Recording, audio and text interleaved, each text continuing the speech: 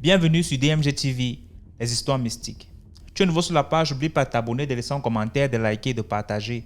Tu vas raconter une histoire, il y a un numéro à l'écran là, le plus 237 655 81 90 17. Envoie ton histoire et on va jouer ici sur YouTube. On poste tous les jours sur YouTube à 12h00. Donc ne manque pas de t'abonner et d'activer la cloche de notification pour ne pas manquer les prochaines vidéos. Laissez des commentaires. Donc, on va passer à la première histoire. Donc écoutez attentivement s'il vous plaît. Bonjour à vous DMG, bonjour à tout le monde. Je viens comme ça avec mon histoire à moi-même. C'est assez récent. Donc je viens pour sensibiliser les gens, pour demander aux gens de ne pas faire la même erreur que moi j'ai faite. Bon, au fait, je suis camerounaise, mais je suis pas au Cameroun actuellement. Je suis dans un autre pays, Afrique. Donc, je ne vais pas dire le nom du pays, je ne vais pas donner mon nom parce qu'on m'interdit très souvent d'utiliser les réseaux sociaux. Et si je dis mon nom comme ça, on risque de me reconnaître. Donc, c'est comme ça, j'ai une copine, nous sommes en seconde scientifique. Donc, j'ai une copine, elle et moi, nous sommes assez proches, nous sommes intimes, on se dit tout. Bon, je ne savais pas que derrière ma copine me faisait des sales coups, elle racontait du n'importe quoi sur moi. Moi, je ne savais pas, c'est après que j'ai su, que j'ai décidé de raconter l'histoire. Bon, un jour, ma mère qui me crèche souvent n'était pas là. Je lui ai demandé si elle connaissait Chrissy. Elle a dit oui, qu'elle sait Chrissy. C'est comme ça, elle a commencé à me cresser à l'école. Elle a commencé à me cresser. Elle m'a tressé même 3 à 4 fois. Ma mère à la maison ne faisait que me dire l'affaire que tu te cresses à l'école, si ce n'est pas bien, on peut prendre tes cheveux et faire du n'importe quoi avec. Surtout les copines. Les copines ne sont pas bien. En plus, nous ne sommes pas chez nous. Tu sais qu'on ne nous aime pas ici. J'ai dit à maman, toi tu vois le mal partout. Toi tu es toujours comme ça. Bon, au fait, je ne comprenais pas ma mère. Je ne comprenais pas tout ce qu'elle disait. Moi, j'ai continué à me cresser à l'école. Et sans me vanter, c'est vrai, je suis intelligente. J'avais toujours des bonnes notes par rapport à elle. J'avais des jolies notes. Elle avait... Sa note ne dépassait pas 15. Ça ne dépassait pas 15, oui. Mais moi, j'allais au-delà de 15. Donc, lorsqu'elle a commencé à me cresser comme ça, j'ai vu mes notes ont commencé à diminuer. Bref, j'étais déjà bête en classe. Je ne comprenais plus les cours, je n'avais plus envie d'aller aux cours. Parfois, lorsque je viens à l'école, je reste dehors. Ou bien quand on fait un devoir, je suis sûre de connaître. Et ce que j'écris, ce que j'écris sur la feuille, c'est du n'importe quoi. Pourtant, je suis sûre que je connais. Donc, je suis devenue bête du jour au lendemain. Et elle me dépassait déjà en notes. Elle avait déjà les plus bonnes notes. Moi, j'avais déjà ses notes à elle. C'est comme ça, je pars à la maison, j'explique à ma mère que, bon, maman, depuis que ma camarade a commencé à me cresser à l'école, je suis devenue bête, je ne sais pas ce qui se passe. Ma mère a dit que, moi, je t'avais prévenu, moi, je connais le pays ici. Je connais bien comment les gens d'ici sont. Je t'ai dit, comme on vous parle toujours, c'est que, oh, je maîtrise. Maintenant, tu vas gérer le retour seul. J'ai dit, ouais, maman, pourquoi tu me dis ça, ceci, cela. Ma mère a dit que, ok, il n'y a pas de problème, on va mettre en prière. C'est comme ça qu'on a commencé à prier sur moi. On m'imposait les mots, on a commencé à prier sur moi, prier sur moi.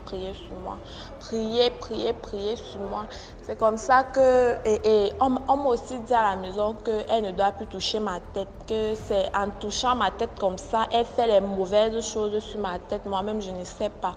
Je pense qu'elle est en train de me cresser, pourtant, elle ne me cresse pas. Elle est en train de faire, ces choses sur ma tête. Elle prend mes cheveux, elle fait les incantations en me cressant, ceci, cela. Donc, on m'a interdit qu'elle ne touche plus à ma tête. C'est comme ça qu'avec les prières et la consécration que j'ai recommencé à avoir à l'école, j'ai recommencé à avoir les bonnes notes. Donc, c'est juste pour dire que l'affaire qu'on se cresse à l'école, si, ce n'est pas bien. L'affaire que n'importe qui doit toucher à nos têtes là, ce n'est pas bien. Me voilà qui a subi ici là, j'étais déjà... Donc, quand on remet les épreuves comme ça, même les professeurs se demandaient mais il y a quoi? Pourquoi tu es devenu faible comme ça? Pourquoi tu es devenu lasse comme ça? Je dis, monsieur, moi-même, je ne comprends pas. Donc, c'est juste pour dire que, pardon, ne vous cressez pas à l'école. Les copines sont méchantes. Les copines sont trop méchantes. Voilà. Merci beaucoup pour l'histoire. Voilà, laissez vos impressions en commentaire. On va passer à la deuxième histoire. Bonjour DMJ, bonjour aux auditeurs de DMJ. Je t'appelle aujourd'hui pour raconter une histoire qui m'est arrivée. Je suis originaire du Cameroun. Quand j'étais plus jeune, je travaillais, mais c'était difficile pour moi d'avoir l'argent. J'étais artisan. Quand je travaillais pour des gens, ils ne venaient jamais récupérer leur travail. Donc, il était difficile pour moi d'avoir l'argent. Alors que j'étais bien formée. Je connaissais bien mon travail. J'ai trimé comme ça. Les gens pouvaient beaucoup m'aider, mais jamais me donner l'argent. J'étais même d'une famille un peu bien, mais personne ne me donnait l'argent. Donc, c'était très difficile pour moi. Même quand je travaillais, quand j'abandonnais même mon travail pour aller travailler dans d'autres ateliers, le moment de payer, on paye chez moi, on ne me donne pas l'argent. Donc, c'était très difficile pour moi. J'ai trimé comme ça. Un jour, j'ai fait un rêve. Il y a ma tante, la sœur à ma mère, que j'aimais beaucoup, et elle aussi, elle m'aimait beaucoup. Donc, tout le temps, j'étais toujours très rapprochée à elle, plus qu'à ma mère. J'ai fait un rêve. Dans le rêve, je suis en train de passer, parce qu'on passait d'abord chez elle avant d'arriver chez nous. J'étais allée chez nous, j'étais en train de rentrer dans la ville où j'habitais. Je passe à côté de la maison de ma tante et je l'appelle maman. Elle est à la maison, elle comprend, elle ne veut pas répondre. Je descends vers chez elle, vers sa maison. Je l'appelle maman, je t'appelle depuis, tu ne réponds pas. Elle me dit, mais tu m'appelles depuis pourquoi? Je lui dis, je suis en train de rentrer déjà sur Yaoundé. Je voulais te donner un peu d'argent pour que tu achètes de l'huile. Je n'ai pas assez d'argent, mais en payant mon transport, il va me rester un peu. Je préfère te laisser ça. Elle dit, mais voici, donne alors. Je lui tends l'argent. Elle refuse de prendre l'argent. Je me dis qu'elle a simplifié la somme. Je lui tends le deuxième billet. Elle refuse de prendre l'argent. Je lui tends le troisième billet. Elle refuse de prendre l'argent. Et elle me dit, pas avec ton argent. Et je tends les mains horizontalement comme ça. L'argent, les billets de 1000 francs, ça remplit dans mes mains. Tout ça, c'est dans un rêve. Et elle me boude, elle refuse catégoriquement de prendre l'argent. Elle me dit, pas avec ton argent, je ne veux plus de ton argent. Ne me donne plus ton argent. J'ai dit, qu'est-ce que je te fais? Ce n'est pas l'argent que je te donne, c'est l'argent pour acheter l'huile que je te donne. Donc, ce n'est pas... Elle dit, non, je ne veux pas. Je me suis donc retournée toute fâchée. Je suis partie comme ça dans un rêve. Je suis partie. J'ai fait du temps. Je n'avais jamais raconté ces rêves à quelqu'un. Mais entre-temps, mes affaires ont recommencé à marcher. Mes affaires ont commencé véritablement à marcher. Les gens qui me donnaient du travail, ils venaient récupérer le travail. Ils venaient avec d'autres personnes. Franchement, mon atelier a commencé à monter. Bon, je n'avais jamais raconté ces rêves à quelqu'un. Un jour, il y a ma grande soeur qui est venue chez moi. On causait de tout et de rien. On était dans la joie, on riait, on causait. Je lui dis, moi j'ai fait tes rêves comme ça. Donc, je ne sais pas pourquoi elle a refusé de prendre l'argent. Ça sort de la bouche de ma grande soeur. Elle me dit directement, elle t'a remis ton argent. Qu'est-ce que tu veux? Pourquoi tu es fâché? Elle t'a remis ton argent. Tu crois que c'était normal que quelqu'un comme toi, tu es formé, tu ne trouves pas l'argent, tu ne trouves pas le travail. Et tu es même marié avec un homme qui a l'argent. En dehors de s'occuper de ses enfants, il ne te donne pas l'argent. Tu ne trouves pas que c'était un peu... que c'est incompréhensif? Que toi, tu vives des moments difficiles comme ça? Je lui dis, je ne sais pas, je te dis aujourd'hui. Elle me dit, ça fait combien de temps? Je lui dis, ça va déjà 1 an. Elle me dit, voilà ton atelier. Regarde comment, depuis un bon bout de temps, les gens défilent ici, ils donnent le travail, ils reviennent récupérer leur travail, et tout ça. Alors que les gens entassaient le travail ici, personne ne venait chercher. Je lui dis, je ne sais pas. C'est passé. Et puis, je suis partie du pays. Je suis restée ici longtemps, en Europe. Et puis, un jour, j'ai perdu ma mère. Je suis partie au pays pour l'enterrement. J'avais toujours l'amour avec ma tante, là. Quand j'arrive, je pars parce qu'elle était elle n'était plus au village. Je pars là où elle est pour la trouver. Parce que même étant ici, je l'envoyais toujours l'argent. Elle me voit, elle me dit que ouais, j'ai pleuré, qu'il ne faut pas que je meure sans te voir. Il fallait que tu viennes, je te vois comme ça. Si je veux mourir, je pars en paix. J'étais avec une de mes nièces. Et sa fille me dit que maman est devenue malade. Elle dit n'importe quoi. Et puis, on est resté, on a fait à manger, on a mangé. Et quand je partais, elle me dit, arrête-toi, je m'arrête. Elle se lève, elle se met à genoux, elle masse mes pieds. J'étais avec ma nièce, puisque moi je suis quelqu'un un peu bête, hein. Je ne suis pas trop regardant. Elle commence à me masser les pieds, elle me dit, c'est parce qu'elle est malade, elle devait m'amener au village pour me montrer justement là où je suis née. Elle me dit que ma mère partait à l'hôpital pour donner naissance, mais elle a donné naissance en route. Donc je suis née pas à l'hôpital, mais en route. C'est là où on m'a porté pour m'amener à l'hôpital. Et je me pose la question intérieure, pourquoi elle me dit ça aujourd'hui? Or, ma mère me disait toujours que ton histoire avec ta tante là, c'est un peu complexe parce que je ne sais pas. Le jour qu'on t'a accouché, elle est venue à l'hôpital. Je t'avais déjà accouché. Et elle m'a dit, l'enfant-ci m'a amené beaucoup de chance. L'enfant-ci nous amène peut-être la chance dans cette famille. Et quand je venais à l'hôpital, j'ai trouvé l'argent en route. J'ai ramassé un paquet d'argent en route. Ma mère me dit, elle ne m'a jamais dit la somme qu'elle a trouvée en route, ni me montrer l'argent. Elle m'a seulement dit que l'enfant-ci m'a donné le bonheur. J'ai trouvé l'argent en route quand je venais à l'hôpital.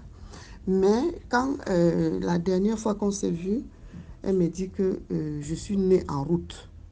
Que je suis née en route, pas à l'hôpital. Au fait, ça m'a troublée. Donc, l'histoire que je voudrais ramener dans ce petit vécu, c'est que je ne sais pas, on ne sait pas qui est qui. Mais ce que je retiens, c'est qu'après le rêve que j'avais fait, que je lui ai donné l'argent, elle a refusé. Et tout a décollé pour moi. Donc, tout a décollé pour moi. Et depuis aussi qu'elle m'a demandé pardon, je me suis posé la question. Je lui ai même demandé, maman, pourquoi tu me demandes pardon? Elle dit que tu es ma fille. Elle m'a massé les pieds.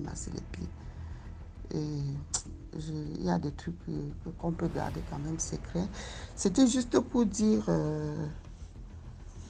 que par moment on voit des gens, on se dit qu'on est avec ces gens. En réalité, on ne sait pas. Donc la vie, à la fin, c'est des surprises. C'est des surprises que tu te poses la question pourquoi. Surtout que ma tante aussi, elle a des enfants. Mais elle me disait toujours quand j'étais petite que c'est toi tu devais être ma fille. Mais je ne sais pas, j'étais très proche à elle. Inconsciemment, inexplicablement, je me rapprochais trop d'elle, plus que de ma mère. Voilà, c'était l'histoire que je voulais aussi partager avec les gens qui peut-être réfléchissent mieux que moi, qui peut-être entendent mieux que moi, parce que cette histoire m'a un peu souvent trotté la tête et je me suis posé beaucoup de questions. Bon, voilà, je partage avec vous. Merci et je vous remercie pour le temps que vous deviez prendre pour suivre cette histoire qui est peut-être la mienne. Merci beaucoup. Merci beaucoup pour cette histoire. Maintenant, on passe à la troisième histoire. Ok, DMG. Désolée si j'ai supprimé les notes vocales que j'avais envoyées. Je l'ai supprimé parce que je trouve que cette histoire que je voulais raconter est très longue, donc je pouvais appeler directement à 20 heures pour vous expliquer. Mais je vais vous expliquer une histoire qui m'a été racontée par ma mère lors de sa jeunesse. Donc, ma mère dit à cette époque, elle avait 18 ans. Et il y avait une fille dans le quartier qui était très belle, une fille vraiment très belle. La taille, la forme, le teint ébène, tout était très très joli avec elle. Donc ça fait que les hommes venaient de partout pour lui demander sa main. Et elle refusait. Elle leur disait est-ce que quand il la regarde, est-ce qu'il avale parce qu'elle est très belle, qu'elle ne mérite pas de marier une pauvre. Parce qu'avec sa beauté, elle doit forcément marier un riche gars, un homme fructueux. Donc c'était comme ça. C'est ce qu'elle faisait pour décourager tous les gars qui voulaient l'épouser. Et cette fille est partie à l'école. Elle a croisé un jour dans ses balades un homme, un ministre du pays. Un gars très fructueux, tu vois sa voiture, une très très belle voiture. Les voitures à cette époque, les dernières sorties, c'est ce qu'il a fait. Donc il s'est approché, il a demandé à la fille est-ce qu'il peut la déposer ou est-ce qu'elle part. Elle a expliqué, elle était tellement contente qu'elle n'a pas réfléchi, elle est montée dans la voiture du monsieur. Elle a indiqué son quartier, que c'est là, elle rentre là. Donc le monsieur vient la déposer, lui a donné sa carte, il lui a dit de l'appeler, l'a complimenté, tout. Elle était très heureuse. Donc elle a expliqué à sa mère qu'elle croit qu'elle a trouvé l'homme de sa vie. Sa mère dit qu'elle fasse attention, qu'elle veut vraiment rencontrer cet homme-là. Elle a dit, il n'y a pas de problème. Donc, elle a commencé à fréquenter le ministre. Là.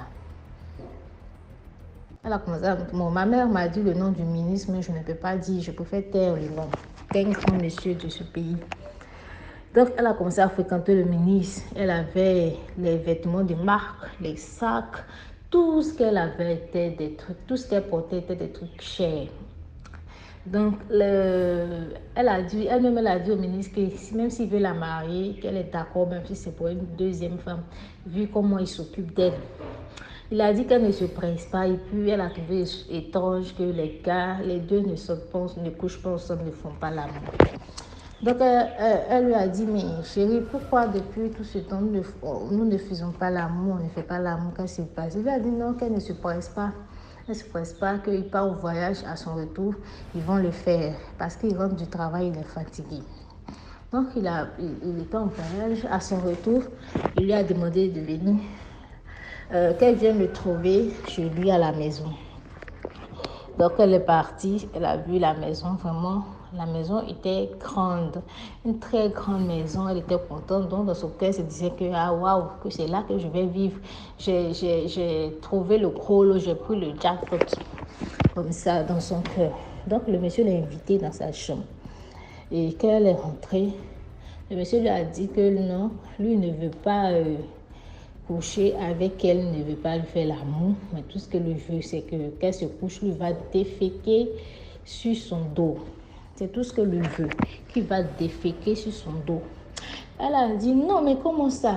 Il lui a dit qu'elle n'a pas le choix. Et si elle refuse, quand elle va sortir de cette maison, elle sera morte. Mais si elle veut vivre longtemps, elle doit accepter qu'il défèque sur son dos. Et en plus de cela, il va lui donner beaucoup d'argent, plus que ce qu'il lui donne d'habitude. Donc elle a vu que, après avoir réfléchi, elle a vu que ce n'était rien. Parce que s'il a fini de déféquer sur son dos,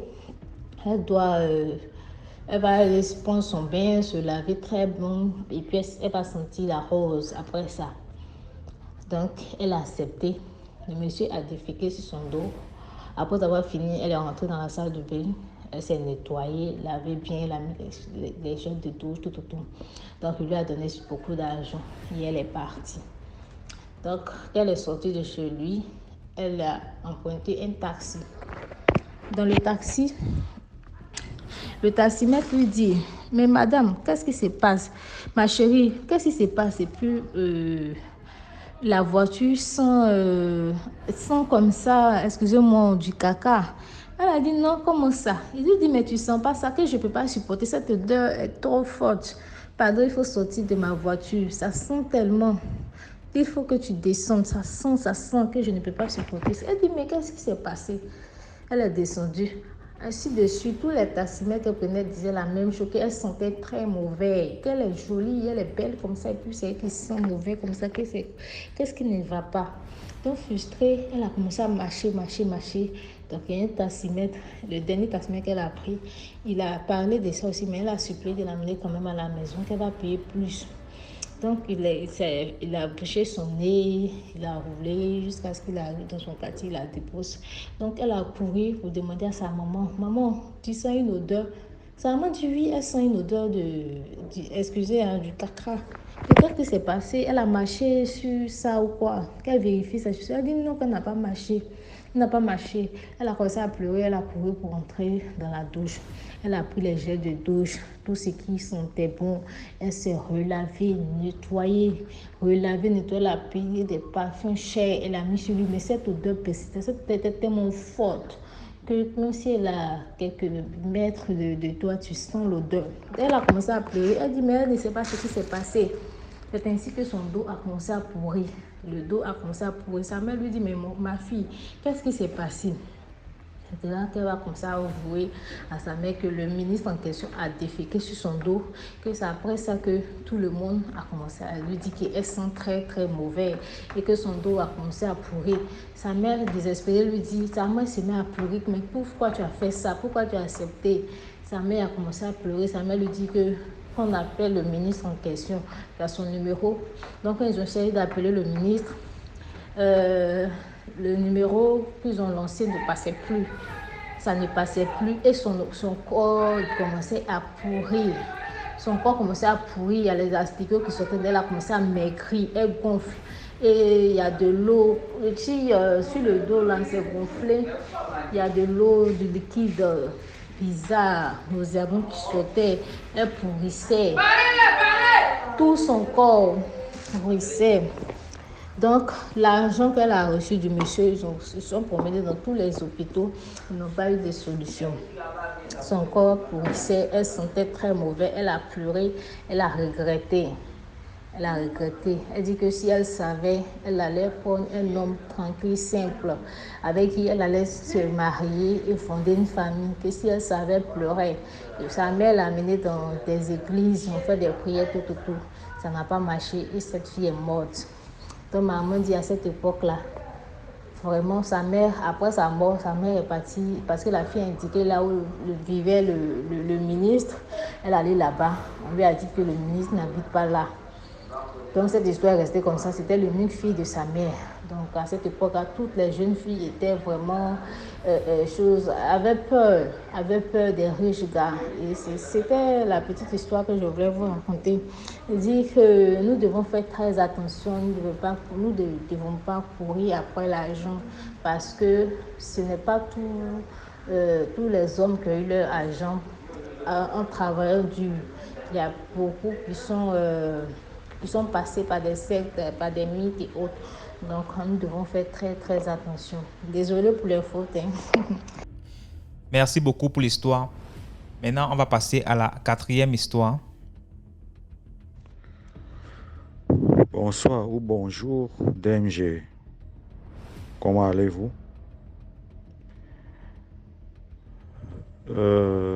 L'histoire que je vais vous conter maintenant, c'est 2 en 1. C'est une histoire qui m'avait été contée ou qui m'avait été racontée par un de mes oncles dans les années 1988. Mon oncle était un chercheur, il faisait des recherches et il était sur un projet de fabrication d'un satellite. Et il était même financé par les fonds publics. Et déjà, moi, je suis Camerounais. Et ceci se passe au Cameroun. Lors d'une de ces expéditions, de retour d'une de ces expéditions qui s'était, n'est-ce pas, faite dans le sud Cameroun. Pour ceux qui connaissent le Cameroun, le sud Cameroun, c'est la zone de la forêt équatoriale. Et, n'est-ce pas, lors de cette expédition, sa voiture était tombée en panne. Bien évidemment, il était toujours accompagné d'au moins 4 personnes. Sa voiture était tombée en panne. Au fin fond de la forêt équatoriale du Sud Cameroun.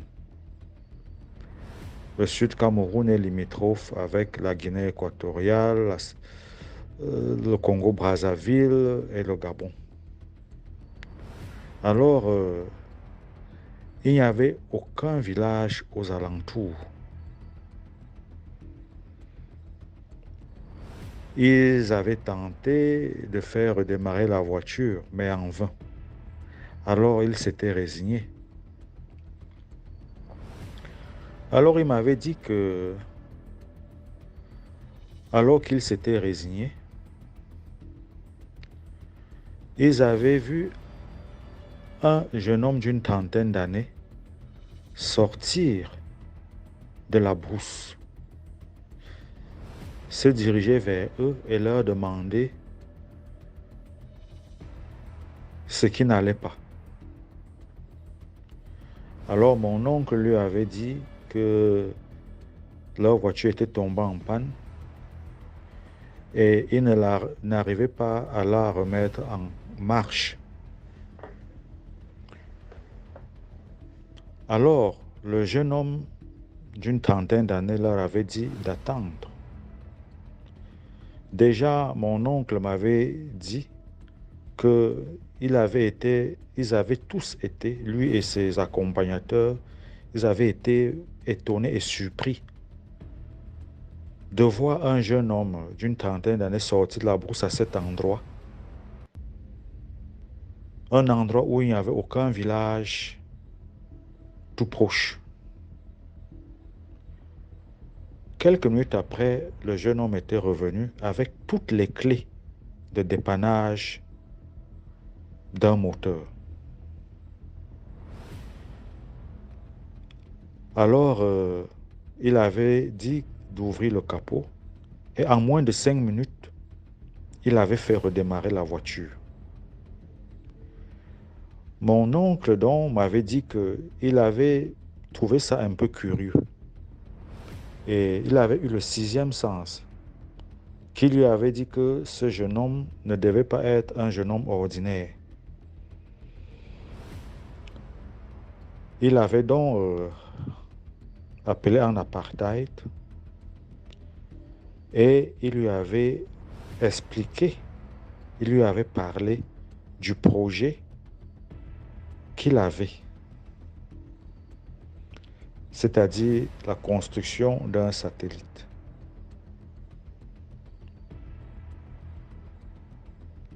Alors le jeune homme s'était mis à rire. Et mon oncle lui avait demandé pourquoi est-ce qu'il riait. Le jeune homme de lui dit que lui, il pouvait bien, n'est-ce pas, l'aider à mettre sur pied ce satellite. Mais la raison pour laquelle il ne pouvait le faire, c'était celle, n'est-ce pas, de l'insuffisance des moyens que le Cameroun avait pour le payer lui.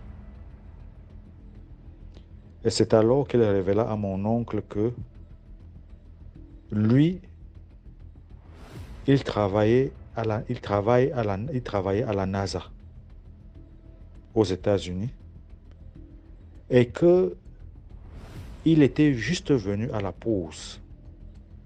C'est-à-dire que là-bas aux États-Unis, à l'heure, il était 13h au Cameroun et à l'heure qu'il faisait aux États-Unis, c'était l'heure de la pause. Il avait donc dit qu'il vient se reposer au Cameroun. Et il avait dit à mon oncle que à 14h00, il repartait aux États-Unis. Il révéla donc à mon oncle que lui, il vit aux États-Unis, il travaille à la NASA, sa famille, c'est-à-dire sa femme et ses enfants, sont aux États-Unis. Il a sa maison aux États-Unis et que si mon oncle partait aux États-Unis et s'il le cherchait, ils allaient se voir. Parce que lui, il vivait aux États-Unis et qu'il était juste venu se reposer pour la pause au Cameroun. Il était 13h et qu'à 14h, il repartait.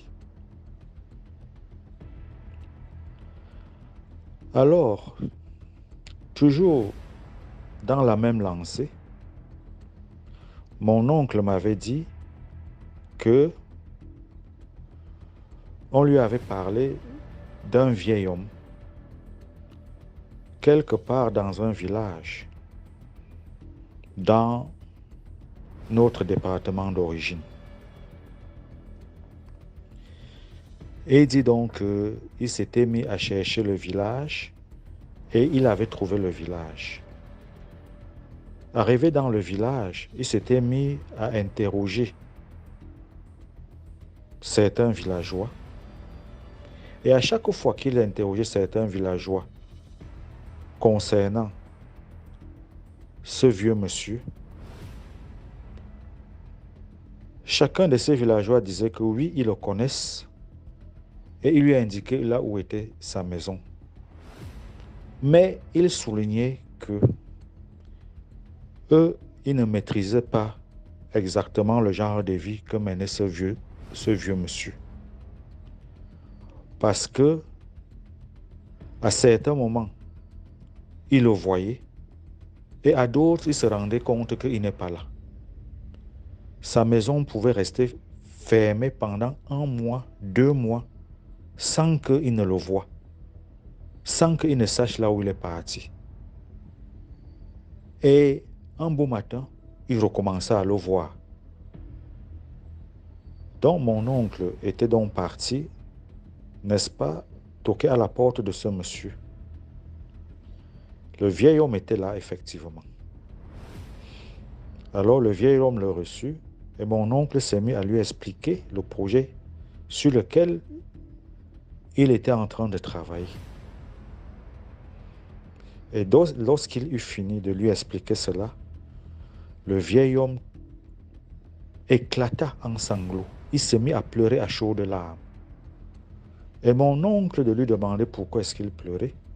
Et le vieil homme lui dit que donc c'était lui qu'il attendait depuis longtemps, que ses aïeux lui avaient dit qu'il allait rencontrer quelqu'un. Mais malheureusement, que lui, mon oncle, était arrivé avec quelques jours de retard. Et mon oncle lui demanda comment ça je suis arrivé en retard. Le vieil homme s'est mis encore à pleurer. Et il dit à mon oncle que lui, il voyageait dans le monde entier. Il dormait dans les plus grands hôtels. Et parfois, lorsqu'il arrivait dans un hôtel, les hommes, les personnes qui étaient aussi surnaturelles en ces lieux-là, dans ces pays, dans ces villes ou dans ces hôtels, constatant qu'il était là, l'attaquaient souvent. Ça devenait une bagarre. Pourquoi l'attaquait-il? Parce qu'il voulait arracher ce qu'il avait, c'est-à-dire le pouvoir qu'il avait. Mais il dit à mon oncle mais il les écrasait comme des mouches. Il était toujours beaucoup plus puissant que tout cela. Et il dit à mon oncle que s'il venait avant, lui, le pouvoir qu'il avait était un pouvoir qui faisait qu'il matérialise tout ce qu'on pouvait lui demander de matérialiser.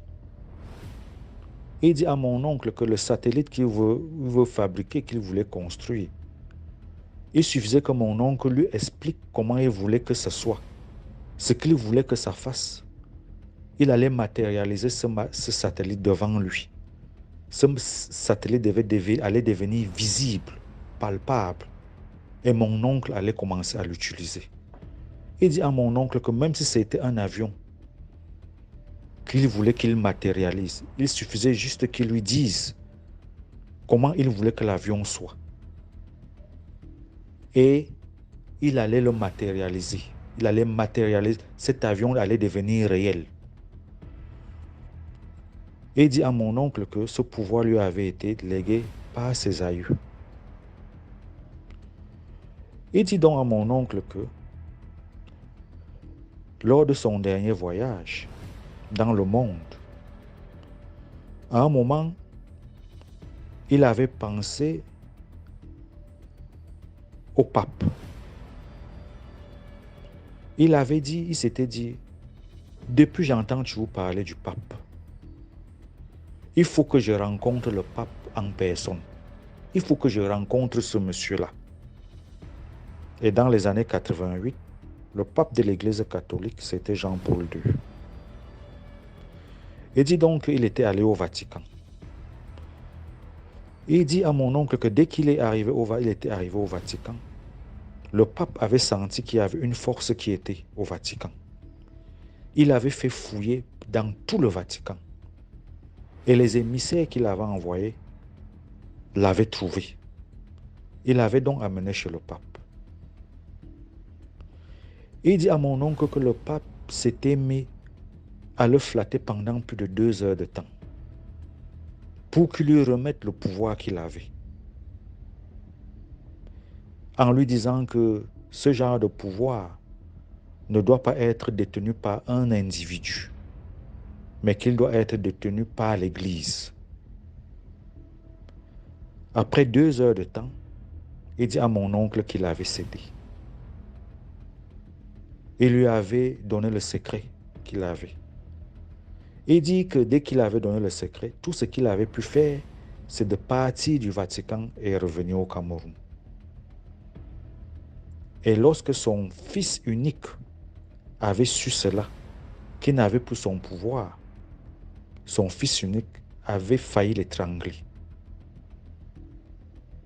Et lui avait reproché pourquoi est-ce qu'il avait fait ça. Lui, il attendait que c'est à lui qu'il allait léguer ce pouvoir. Pourquoi est-ce qu'il avait fait ça? Et il dit à mon oncle que depuis, il presse sa tête pour retrouver, pour se souvenir de la formule. Parce qu'il dit à mon oncle que c'était une formule. Pour se souvenir de la formule qu'il avait. Mais il n'arrivait pas à se souvenir de cette formule. Alors, la leçon à tirer ici, c'est que tous les Africains qui sont détenteurs de ce genre de pouvoir doivent prendre la décision de travailler pour l'Afrique, pour le compte de l'Afrique, pour le développement de l'Afrique. Qu'ils ne se laissent plus tromper par les Occidentaux, car ce sont ces mêmes Occidentaux qui font souffrir les Africains.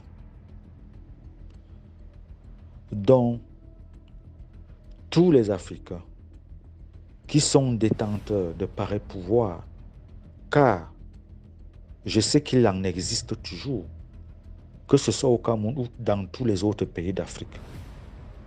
Tout simplement, il faut les découvrir parce que beaucoup sont, n'est-ce pas, ne se font pas connaître. Ils restent dans l'ombre. Mais quand ils restent dans l'ombre, les Occidentaux les trompent. Il est donc temps que les Africains se réveillent, que les Africains fassent un travail de fond que les Africains sensibilisent, n'est-ce pas, leurs frères qui pourraient être détenteurs de pareils pouvoirs, afin que ces pouvoirs servent à l'Afrique. Alors, commentez, likez, partagez. Merci DMG. Merci pour l'histoire. Donc, laissez vos impressions en commentaire, s'il vous plaît. Laissez les commentaires, likez, partagez. Maintenant, on passe à la 5e histoire. Alors, très bonsoir. J'ai une seconde histoire que je vais raconter aussi. En fait, j'en ai plein, mais je vais essayer d'aller mollo. Ça, c'est à propos de nous, les jeunes d'aujourd'hui. Quand on nous parle, on ne veut pas écouter là. L'histoire concerne une amie à ma cousine. Sa maman était sa maman, excusez-moi, est très riche. Elle est très riche. Donc, quand on parle des vendeurs de wax au grand marché de Lomé, elle en fait partie.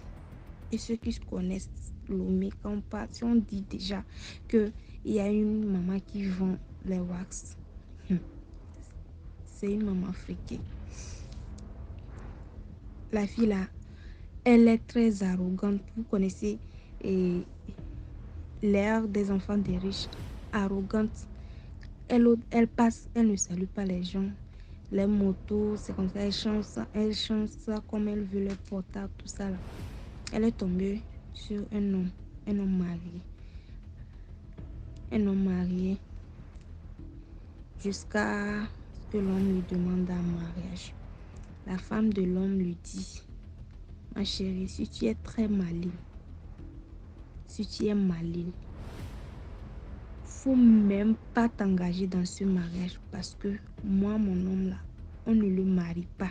Tu ne sais pas d'où on a quitté. On a galéré ensemble depuis les bancs. Donc mon homme là, lui-même, je lui ai dit ça. Mais c'est parce qu'il est têtu. Je sais pas, ou bien il a oublié. Sinon, on a galéré ensemble. C'est moi qui ai porté le sable pour que les maçons construisent dans notre maison. Et puis quand je portais le sable, tu ne sais pas ce que j'ai dit. Ou soit il te marie, il ne te laisse pas dans la même ville que moi, une autre ville. Mais si c'est dans la même ville, je te jure que je vais te faire du sale. La fille dit: non, tu es trop petite. C'est toi qui as enfanté l'enfant. C'est à cause de toi, son papa là, et sa maman l'ont mis au monde. Tu es qui? Tu sais d'où je viens? Pourtant, elle n'a rien. Chaque temps, c'est comme ça la femme du gars l'appelle. Chaque temps, c'est ce que la femme du monsieur lui dit. Le monsieur était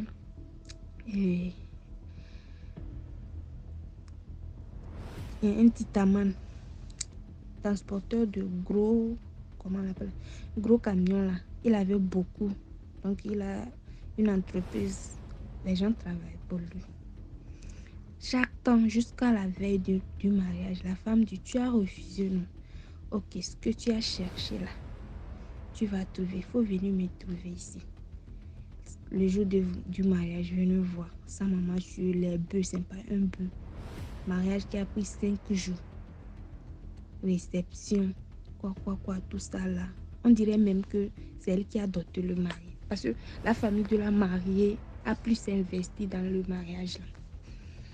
Ok, le mariage fini, on prend la mariée, on amène à la maison de son mari vers 16h comme ça. On arrive chez nous. Quand tu veux seconder quelqu'un, on arrive, on te met dans la main de la première épouse. On arrive, la première épouse est sale, elle n'a même pas, elle ne s'est même pas gênée. La maison, vous n'allez même pas savoir que c'est sa épouse qui rentrait.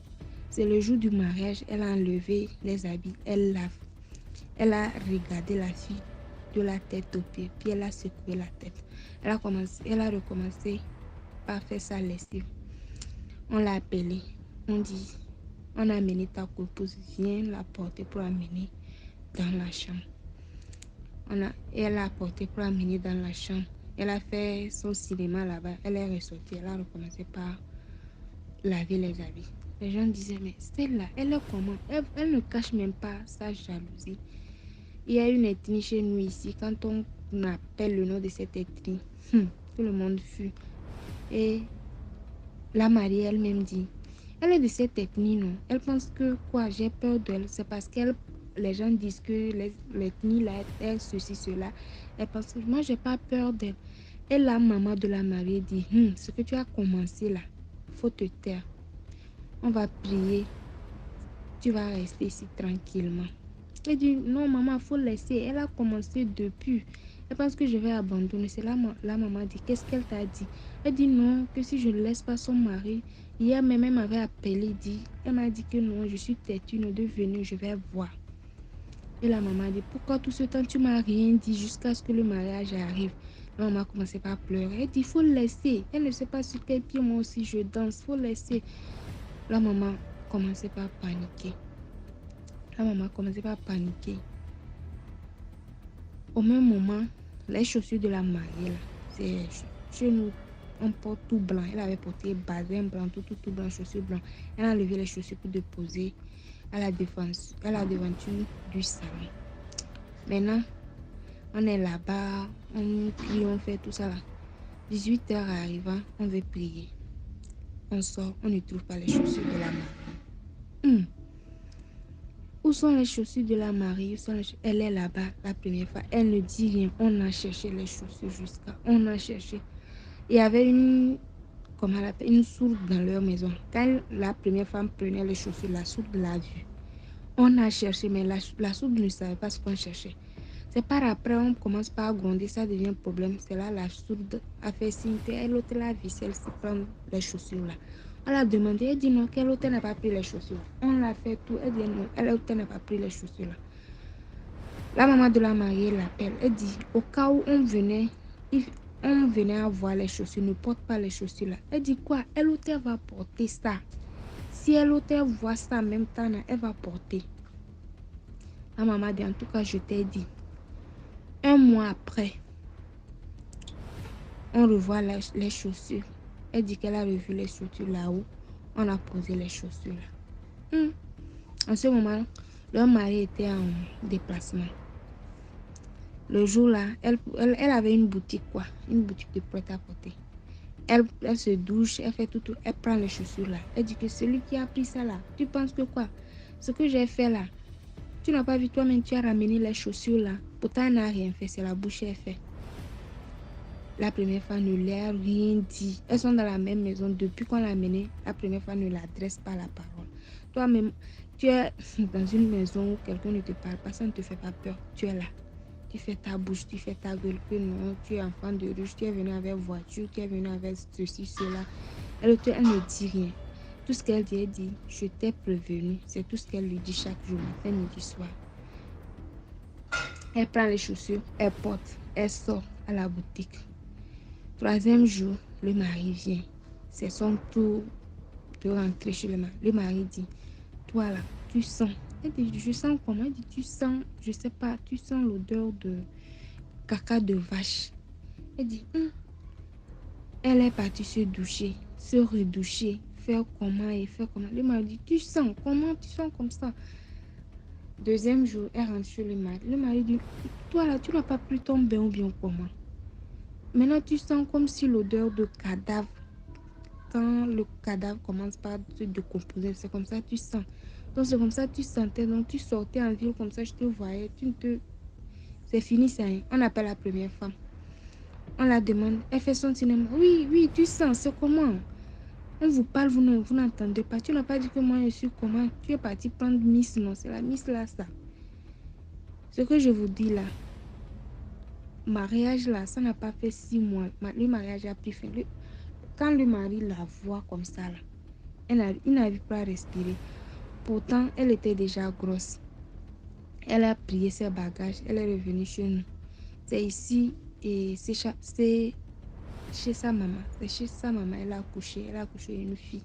Jusqu'à aujourd'hui où je vous parle, si le mari vient voir sa fille, si elle sort comme ça pour rencontrer le monsieur, il y a toujours l'odeur là sur lui. Elle pleure. C'est elle-même avec sa bouche qui nous dit. Il ne faut pas avoir le gros cœur que non, moi, j'ai un esprit qui me protège. Quoi. Il faut avoir peur de l'homme. Il faut avoir peur de l'homme. Que voici ce qui lui est arrivé. Le gars l'aime, mais le gars ne peut pas rester avec elle à cause de son odeur nauséabonde.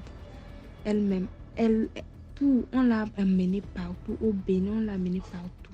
On ne sait pas celle-là où la dame là est partie faire son fétiche. L'odeur là, si le mari écoute là, c'est ça. On a convoqué la dame. La dame a dit que l'hôtel avait déjà prévenu. Elle a refusé, elle a fait sa bouche que elle est allée même jusqu'à dire à la dame que elle n'a qu'à voir, c'est elle qui va gagner. Donc, que elle a lancé un défi, non? Et l'autre, elle a fait, son mari là, personne ne va la seconder. Elle est là à la maison, hein. Elle est là. Les gars aussi, hein, après ça, les gens ont peur de l'approcher. Elle est là, avec son argent, mais elle ne ressemble à rien. Elle a maigri, elle n'est même plus, elle ne ressemble, elle n'est plus comme avant, quoi. Son arrogance et tout ça là, elle a laissé. Mais vous savez, la vie, quoi. Elle-même, si elle veut nous donner les conseils aujourd'hui, elle dit, écoutez les conseils de vos mamans. S'il y a un truc, tu vois qu'il y a un signe, ça ne va pas, faut te confier à ta maman.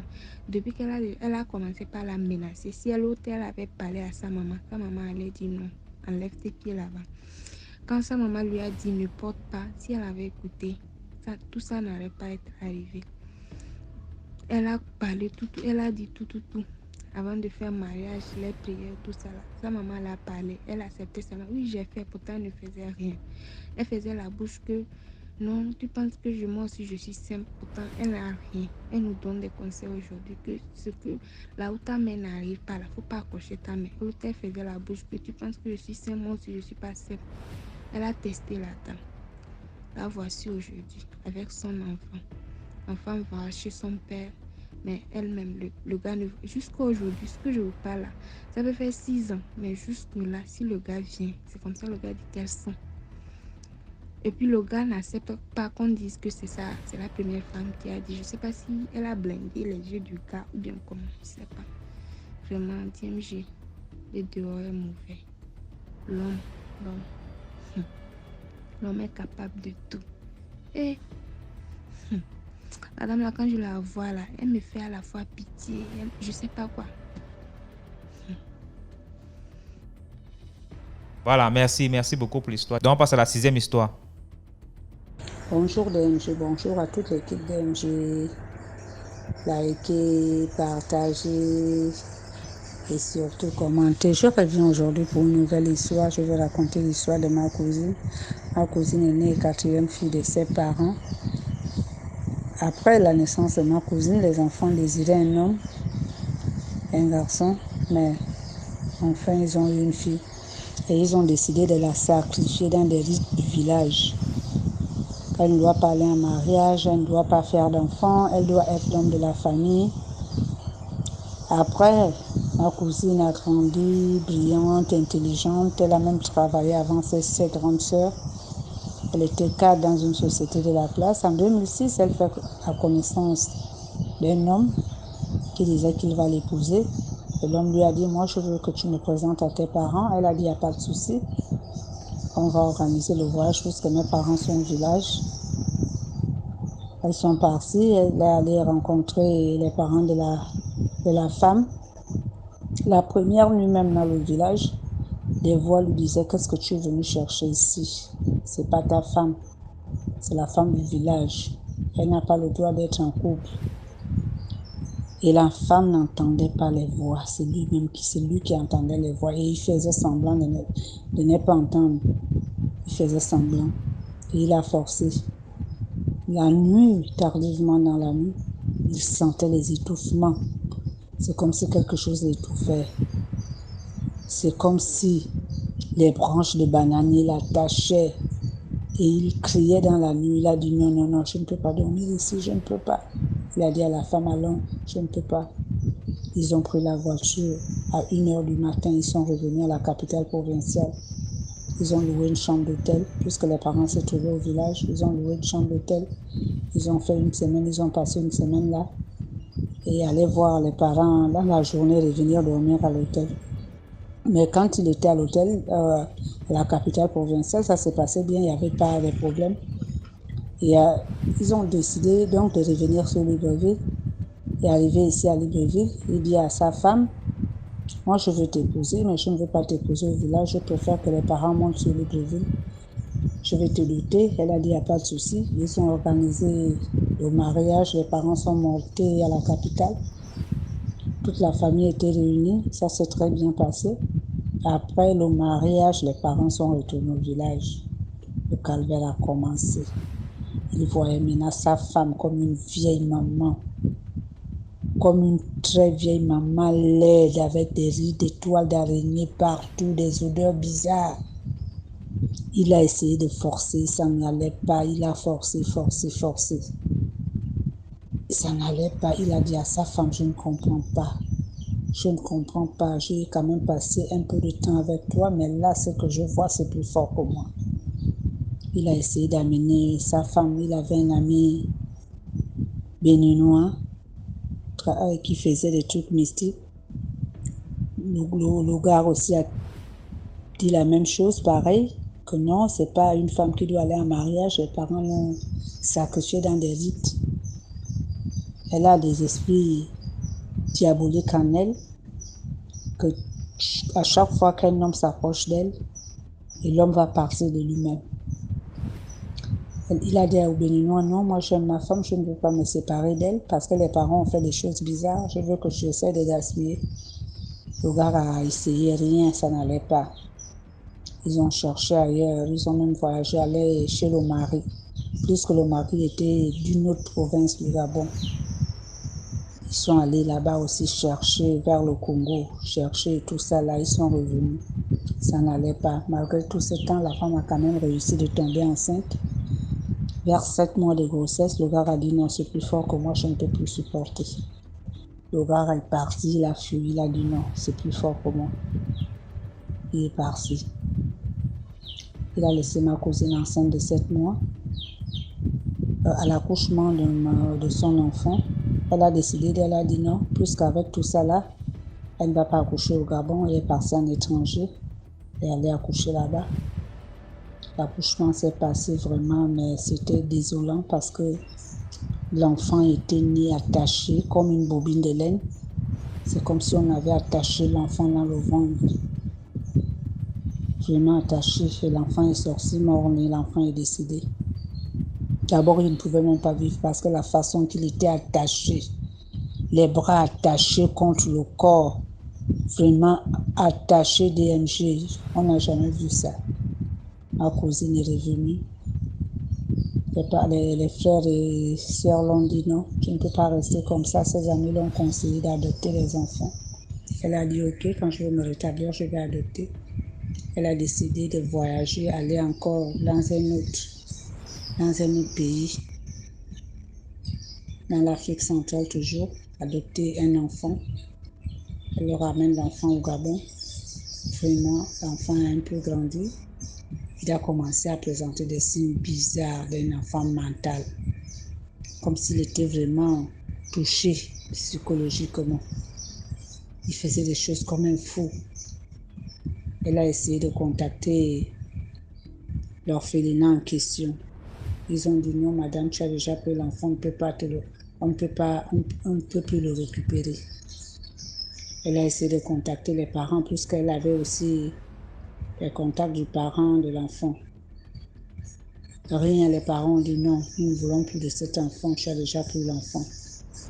Elle a dit je vais faire comment, je vais garder.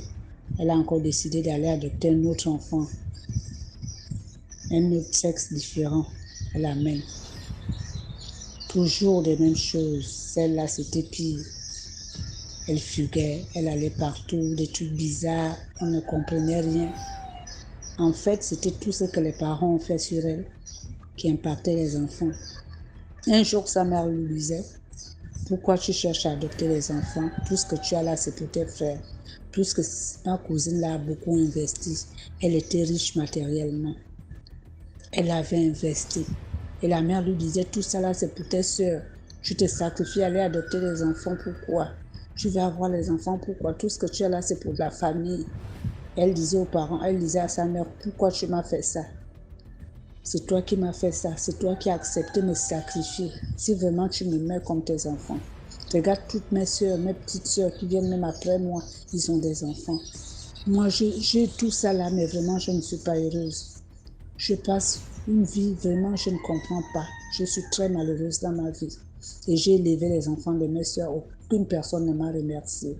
Elles ont arraché leurs enfants comme si rien n'était après que j'ai souffert. Et la mère allait souvent dire à ses petites soeurs, oui, venez prendre tout ce qu'elle a, c'est pour vous. Elle travaille là, c'est pour vous qu'elle travaille. Tout ce qu'elle a, c'est pour vous, allez-y prendre. Vraiment, ça n'allait pas, ça n'allait pas. On a essayé de chercher, on est allé partout. Ça n'allait pas. Vraiment, la morale de l'histoire pour moi, je veux dire aux femmes, surtout aux femmes, vous qui mettez vos enfants au monde, parce que si une femme accepte de sacrifier son enfant après 10 mois, après 9 mois de grossesse, vraiment cette femme-là, ça ne va pas dans sa tête, c'est une sorcière. Tu ne peux pas sacrifier ton enfant pour que ton enfant devienne esclave de quelque chose dans sa vie. C'est quand même méchant. Pour moi, la morale de l'histoire, c'est la faute vient des parents. Vous ne pouvez pas sacrifier vos enfants pour ce genre de choses dans la vie. Tout le monde a le droit d'être heureux et de fonder sa famille. Mais quand vous sacrifiez un enfant pour que l'enfant soit l'esclave de la famille, pour que l'enfant ne se marie pas, pour que l'enfant n'ait pas d'enfant, mais quand elle voit ses soeurs, ses amis qu'ils ont grandi ensemble, ils sont bien, mais elle, quelque chose lui manque, même si elle est riche matériellement, il y a quelque chose qui manque en elle. Vraiment, pour moi, c'est ça la morale de l'histoire. Mes parents, pardon, ne faites plus ça. Vous ne pouvez pas faire ça. Même si l'homme veut faire, prenez vos enfants, vous fuyez, vous partez. N'acceptez pas, vous ne savez pas quel enfant va vous garder dans la vie. Que ça soit une fille ou un garçon, les enfants sont pareils. Il n'y a pas que les garçons, il n'y a pas que les filles. Parce qu'il y a d'autres qui disent souvent, si tu étais un homme, si tu étais un homme. Chaque enfant est unique. Il y a d'autres filles qui viennent dépasser même les hommes, à briller dans la vie. C'est comme ça, c'est Dieu qui crée, c'est Dieu qui te donne, c'est pas toi qui choisis. DMG, merci, vraiment merci encore. Likez, partagez, surtout commentez.